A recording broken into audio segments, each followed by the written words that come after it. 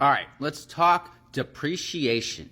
Now, you hear that real estate is the best way to get tax benefits, but you don't actually know how it works. You just hear about it, but pretty much everybody that does this does it wrong. So we're only going to be talking about residential real estate. So we're going to be talking about 27 and a half years of depreciation. But that's actually the wrong way to do it, because your carpet, let's use this floor right here as an example. This floor is not going to last 27 and a half years. You can see some of the lips on this floor. It is not going to last 27 and a half years. Roofs don't last that long. This trim's not going to last that long. So you need to do the depreciation properly. And the proper way is called cost segregation. Okay? So cost segregation means that we're going to break it down to flooring. We're going to break it down to roof. Okay? We're going to break it down to paint. Okay? What about your fridge? Your fridge is not going to last 27 and a half years. Then you're going to have structure. There's a long list. There's a long list of things that need to be depreciated when you do a cost segregation. And on multifamily and commercial, you need to do a study. Well, we're not going to do a study because a single family house is very standard. It doesn't have like commercial, refrigerators. It doesn't have, hood vents that are, giant and grease traps. It's just the basic. So it's pretty easy to break it down. And a good CPA can figure this out without doing a cost segregation study.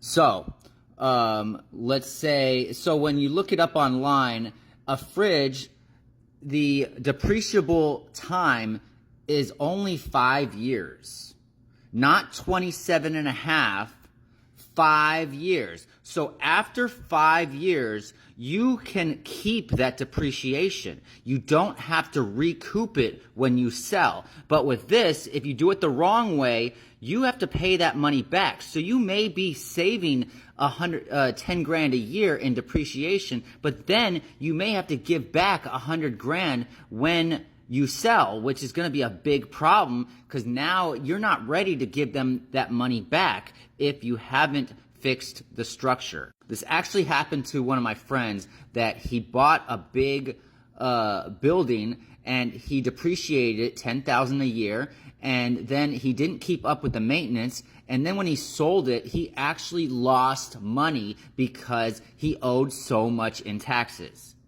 The flooring, 5 years.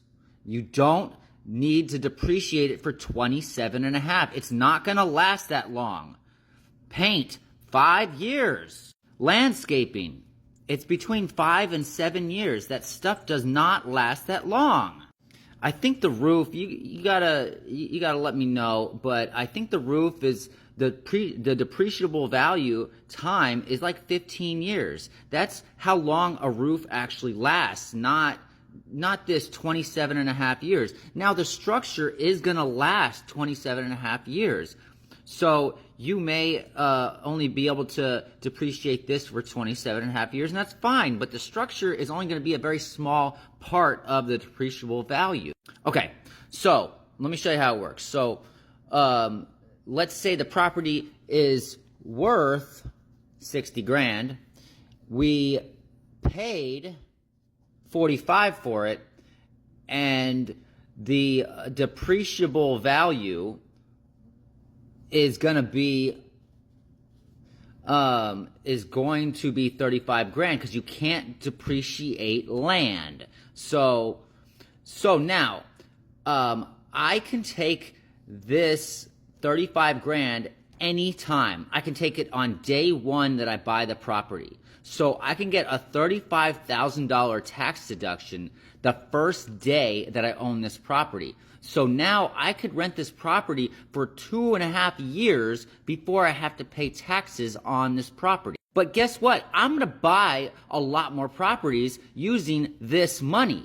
So then I'm not going to have any more taxes for 2 more years after that, and 2 more years after that, and 2 more years after that. So I'm going to use this money now instead of pennies at a time. But I would say probably the biggest thing is that if you depreciate things separately, you get to keep that money after 5 years instead of having to pay it back. Now, doing a cost segregation study will cost you a large amount of money. But again, I'm not doing a cost segregation study because this is a single family house. It's not a commercial restaurant. You do not need to send somebody over there and check it out.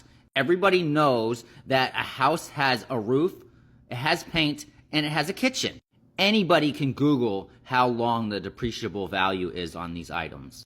And of course, when I bought this property for 35 grand, I put 10 into it, I'm going to get $10,000 in write-offs anyway. So I'm going to go a year and a half without paying taxes anyway. So what you do is you just kick this can down the road for many, many, many years with a 1031 exchange and never pay this money back. All right, so the best thing about cost segregation is you can do it any time in this process of owning the house. You want to do it when you have the highest tax rate, okay? So let's say in 2022 you buy a property and you buy it for 45, let's say the depreciable value is 35K, okay? So you can write off 35K. So let's say in 2023, you only have a 10% tax rate. Well, you don't want to use this because now you're only making 10%. So in 2024, though, you are going to have a 50% tax rate, okay? So you're going to depreciate it as normal until you get to 2024 and you say, all right, well, now I want to do a cost segregation and I'm going to write off 35K at once. And so you're going to be making 50% on this now. So you're going to be making in saved taxes, you're going to be making, what's that, 17.5K just in tax savings, because you picked the right time, when if you had did it here, you only would have saved $3,500.